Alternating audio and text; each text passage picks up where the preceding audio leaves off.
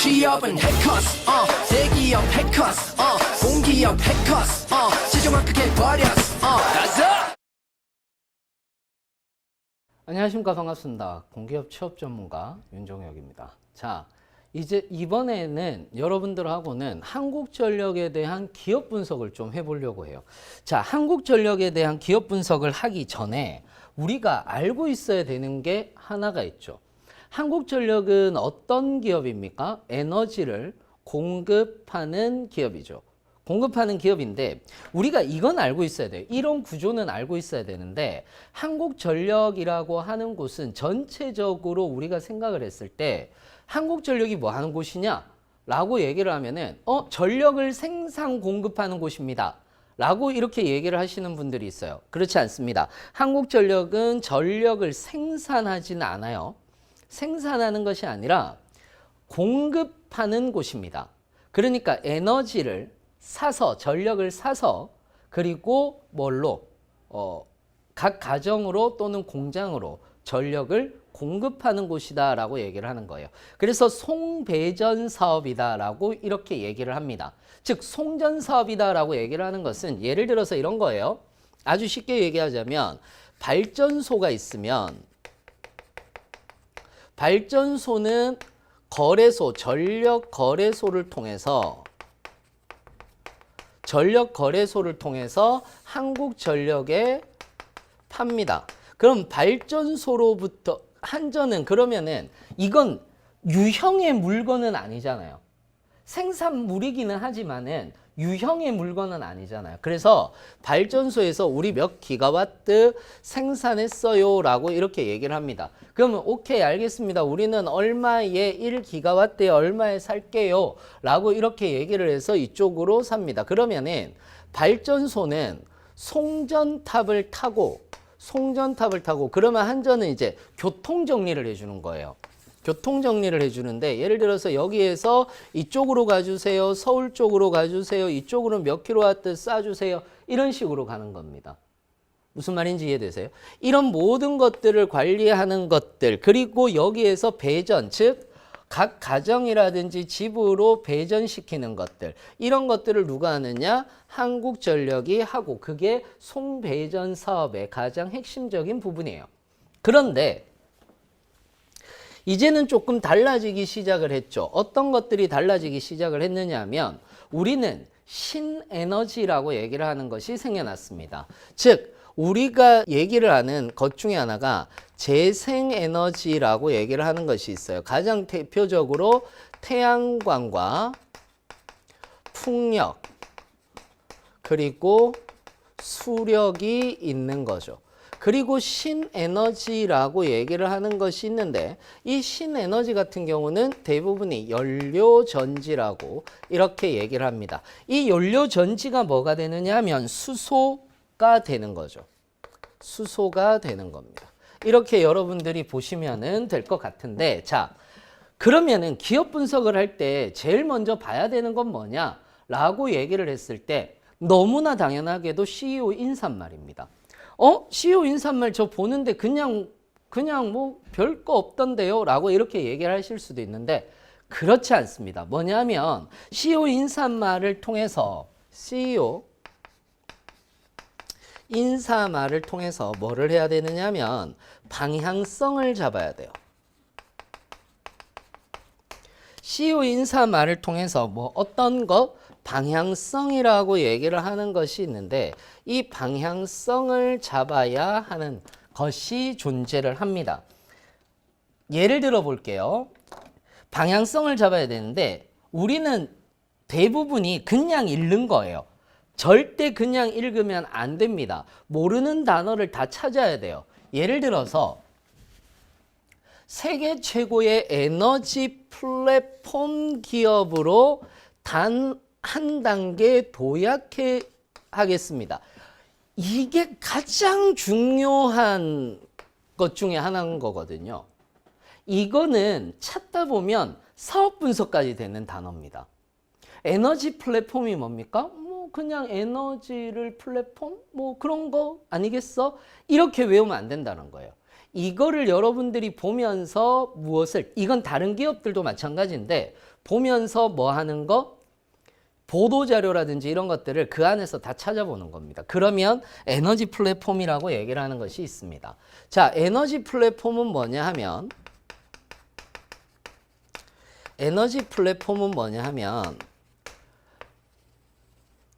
지금 현재 에너지를 전환하고 있는 시점이잖아요.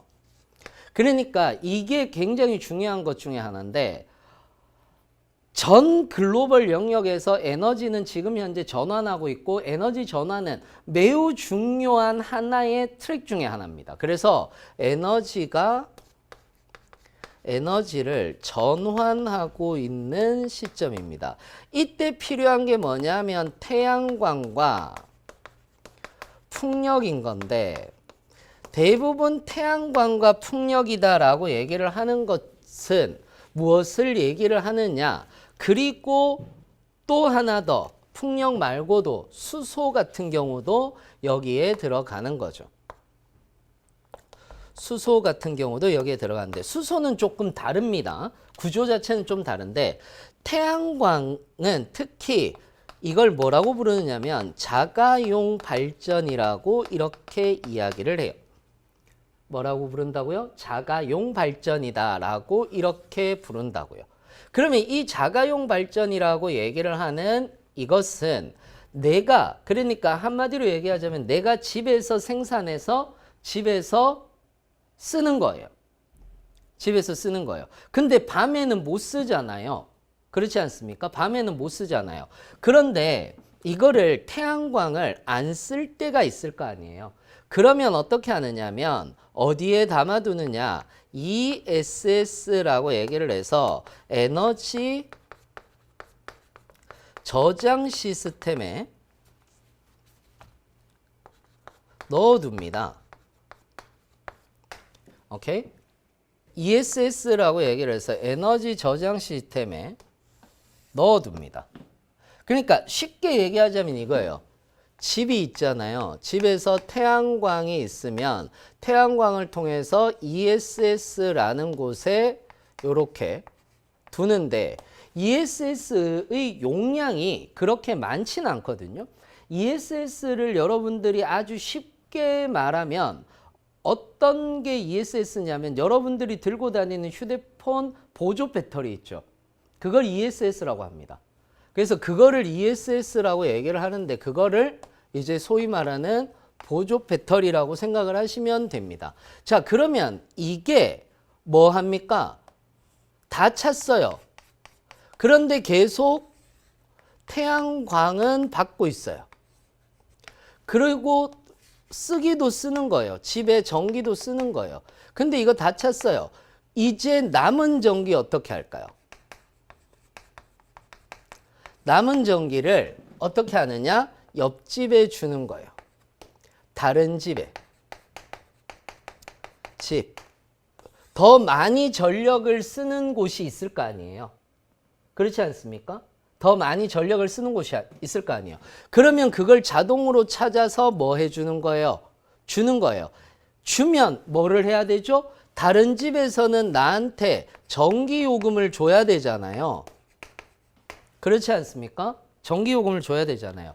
이 중간 과정에서 전기요금에 대한 책정 그리고 몇 와트가 왔다 갔다 거렸는지를 파악할 수 있도록 하는 것이 에너지 플랫폼이에요. 이러한 것들이 자동화되는 것이 뭐냐면 마이크로 그리드 시스템이다라고 이렇게 이야기를 하고 있단 말이에요. 수소는 어떠냐면 수소도 똑같아요. 수소가 들어와서 연료전지라는 곳으로 들어가게 되거든요. 그럼 연료전지로 들어가게 되면 전기로 생산이 돼요. 한마디로 얘기하자면 집에서 전기를 생산하는 거예요. 생산하는 거예요. 남아있는 전기 어떡하죠? 파는 거예요. 사고, 팔고를 계속해서 한다. 라는 것이 바로 마이크로 그리드라고 얘기를 하는 거고 이걸 위해서 뭐가 있어야 되느냐면 디지털 계량기라고 얘기를 하는 것도 존재를 해야 되는 거죠. 이걸 AMI라고도 얘기를 합니다. AMI라고도 얘기를 합니다. 이걸 에너지 플랫폼이라고 얘기를 하는 거예요. 이걸로 나가겠다. 그러니까 여기에서 우리가 알 수 있는 것은 뭐냐면 에너지 전환 빡세게 할 거야. 에너지 전환 우리는 할 거야 라는 거예요. 이해되셨나요? 에너지 전환 할 거야 라는 겁니다. 한국은 120년 동안 안정적인 전력 공급으로 전력 공급이잖아요. 공급으로 그러니까 원래 전력 공급사였던 거죠. 우리나라의 산업 발전을 뒷받침하며 꾸준히 성장해 왔습니다. 국민의 고객과 이거는 뭐 탄소 중립 시대를 맞아. 탄소 중립이라고 얘기를 하는 것도 알고 있어야 돼요, 개념을. 이걸 넷제로화라고 얘기를 해서 탄소 배출을 2050년까지 제로로 하겠다라고 얘기를 하는 것이 바로 탄소 중립이에요. 한국전력은 에너지 패러다임 변화를 선도하기 위해 즉 이걸 에너지 전환이라고 얘기를 합니다. 노력하고 있습니다. 전력산업의 탈탄소화다라고 얘기를 하는 거니까 우리 재생에너지로 갈 거야. 그리고 신에너지로 갈 거야 라고 얘기를 하고 있는 거죠. 전력 생산과 소비의 분산화 이거예요. 전력 생산과 소비의 분산화라고 얘기를 한 거예요. 생산도 분산되고 소비도 분산된다. 바로 아까 우리가 얘기했던 마이크로 그리드 시스템을 만드는 거고 이러한 것들을 통해서 분산이 되니까 예전에 에너지는 뭐 권력이었죠. 그래서 중앙 집권적 권력을 가지고 있었는데 이제는 각 생산과 소비를 동시에 하니까 이런 사람들을 이제는 에너지 프로슈머라고 얘기를 하고 그리고 프로슈머가 생산과 소비를 동시에 하는 사람들을 얘기하는 거잖아요. 그리고 에너지 프로슈머를 통해서 에너지 프로슈머라고 얘기를 하고 그리고 이제 뭘로 에너지 민주화를 달성하는 것이야 라고 이렇게 얘기를 하는 겁니다. 전력 생태계 전반의 지능화라고 얘기를 해서 이게 디지털 전환이죠.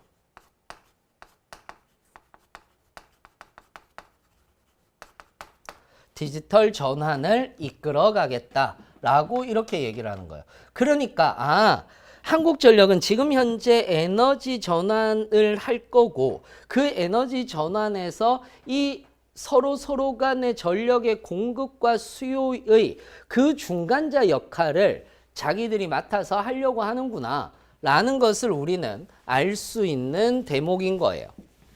이렇게 여러분들이 알고 있어야 돼요. 무슨 말인지 아시겠죠? 이렇게 알고 있어야 돼요. 그 다음 또한 시대의 흐름과 요구를 조금 먼저 호흡하고 선도하겠다는 얘기예요. 연대와 협력의 구심점이 되어 지역사회와 동반 성장을 추진해 가겠습니다. 그러면서 이제 고객과 대화하고 소통하기 위해서도 최선을 다할 것입니다. 라고 이렇게 얘기를 했는데 이런 부분들 같은 경우에서는 사회적 책임을 다한다라는 얘기예요. 자기들이 지금 현재 에너지 전환을 하는 것은 사회적 책임의 역할이기도 하다라고 이렇게 이야기를 하는 거죠. 그래서 에너지 플랫폼 기업으로 나아갈 겁니다. 라고 이렇게 얘기를 하고 있고요. 그 외에 에너지 전환과 디지털 전환을 주도해 나간다라는 회사 소개가 있어요. 똑같은 얘기죠. 그래서 이러한 것들 이것보다는 앞에 게 훨씬 더 찾아보다 보면 구체적이 되잖아요. 이걸 먼저 보고 사업을 보면 되게 쉽게 와닿아요. 예를 들어 국내 사업 송변전 사업이다라고 얘기를 했어요. 전국을 거미줄처럼 연결하는 다중환상망 멀티루프 형식의 송변전 개통을 구축하고 운영하고 있다. 그래서 계속해서 왔다 갔다 거리면서 전력의 공급을 안정화시키는데 중요한 게 765kW 대전력 송전망 구축을 통해서 이걸 왜 세게 하느냐? 유실률. 유실률이라고 얘기를 하는 것이 있어요. 전력은 생산되면 사라지거든요. 그래서 유실률이 굉장히 중요한데 이 유실률을 일정하게 하는 것 또한 기술인 거죠. 그 다음에 대형 고장 예방을 위해 요거 중요해요. 도심지 지하 다회선 전력군의 케이블 감시 시스템 설치한다. 이게 무슨 말이냐면 지중화 작업한다는 얘기예요. 어떤 동네 가면 보시면은 어떤 동네 가면 전봇대들이 막 있는데 어떤 동네 가면 전봇대가 없죠. 전봇대가 없는 지역이 지중화 땅으로 묻은 거예요. 땅으로 묻으면은 왜 좋으냐면 디지털 전환이 용이해져요. 왜 디지털 전환이 용이해집니까? 자연에 노출되지 않잖아요. 많이 노출되지 않거든요. 그래서 이런 것들이 용이해지게 하기 위해서 이렇게 하고 있고요. 그 다음에 송전선로 GPS 좌표를 활용한 자율비행 드론. 그래서 고장 예방을 하는 거예요. 그리고 로봇 개발을 추진해서 지금 현재 공급을 안정화시키려고 하고 있어요. 즉 송변전 사업 같은 경우에서는 공급의 안전망을 확보한다라는 얘기가 되는 거고요. 사업 배전 사업이다라고 이렇게 얘기를 해서 스마트 에너지라고 얘기를 해서 지중화 작업을 통해서 편의성을 확보한다. 디지털. 그러면 선생님 이거는 디지털 전환을 위해 선생님 이거는 사무직은 할 일이 없겠는데요? 왜 없어요? 사무직에도 부지 선정. 아니 그냥 땅 파면 됩니까? 안 되잖아요. 부지 선정. 그 다음에 주민들과의 공사를 계속하는 거니까 주민들과의 소통. 공청회라든지 이런 것들을 통해서 주민들과 소통. 이런 것들. 그 다음에 그 안에서 공문 작성이라든지 이런 것들. 이런 것들을 쭉 하기 위해서 사무직은 필요한 거거든요. 그리고 예산 선정, 예산 작성 이런 것들이 이 안에 들어가고 있는 거죠. 이해되셨나요? 여기까지. 또는 사업전력 판매라고 얘기를 해서 발전회사, 민간발전회사 고객에게 판매한다. 이런 것들에 대한 공문서 작성, 사무직 같은 경우는. 그 다음에 이것과 관련되어서 영수 처리라든지 이런 모든 것들. 이런 것들은 누가 합니까? 사무직이 하는 거죠. 사업 판매, 사업 전력 판매. 그 다음 사업 수요 관리. 사업 수요 관리는 뭐냐면 이거요. 최소 비용으로 소비자의 전기 에너지 서비스를 충족시키기 위해서 전기 사용 패턴을 유도하기 위한 제반 활동입니다. 그러니까 이거예요. 에어컨 줄여주세요. 뭐 해주세요. 부채 붙입시다. 해도 안 된다고요. 그러니까 이런 것들을 합리적 방향으로 유도하기 위한 제반 활동인데 이게 기술적으로는 EMS를 도입한다라고 얘기합니다. 도입하는데 에너지 매니지먼트 시스템입니다. 자동으로 왔다 갔다 거릴 수 있도록 전력이 여기에서는 끊어졌다가 또는 쓸 때는 켜졌다가 이렇게 할 수 있도록 하는데 그 전에도 계속해서 합리적인 방향으로 전기 사용 패턴이라든지 예를 들어서 이런 것들은 소비조사, 조사 기법이라든지 이런 것들 아니에요? 왜냐? 소비조사를 해야죠. 1인 가구가 언제 몇 시에 제일 많이 쓰는지 어떤 직군이 제일 많이 쓰는지 빅데이터를 만들어 놔야지만이 이런 것들을 유도할 수가 있는 거죠. 방향성만 알면 이 말이 무슨 말인지를 여러분들이 정확하게 이해할 수가 있는 거예요. 해외 사업에서는 화력발 사업이라든지 원자력 사업이라든지 이런 것들이 있는데 이건 뭐를 해주는 거냐면 직접 가서 한국전력이 하는 게 아니라 한국전력이 영업을 하는 거예요.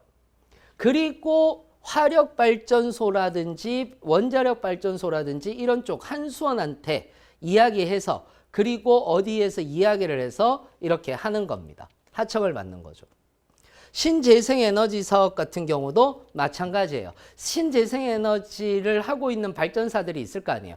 그거를 이제 소개를 시켜주는 영업을 하는 곳이다 라고 이렇게 생각을 하시면 될 것 같습니다. 이거는 이제 인프라 사업이에요. 인프라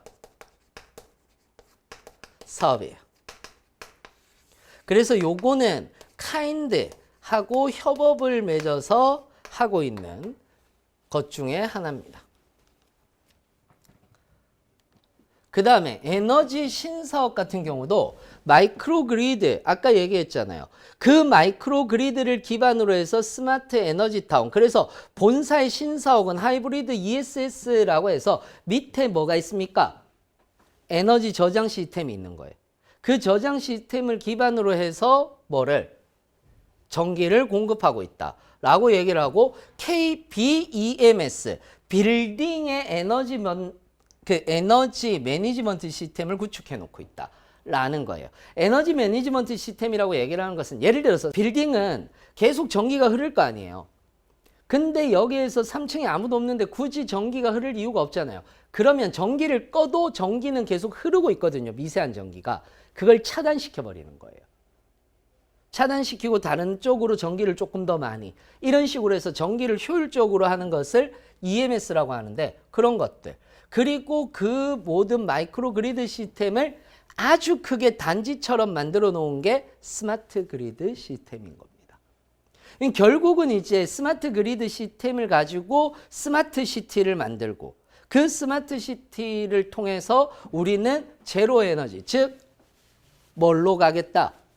탄소 중립으로 가겠다라고 하는 포부가 있는 것이 바로 한국전력이니까, 그리고 그 중심에, 에너지 전환의 중심에 한국전력이라는 곳이 있고, 이러한 것들이 성공을 해야 우리나라는 에너지 독립 그리고 에너지 강국으로 갈 수 있는 기본적인 곳이 됩니다.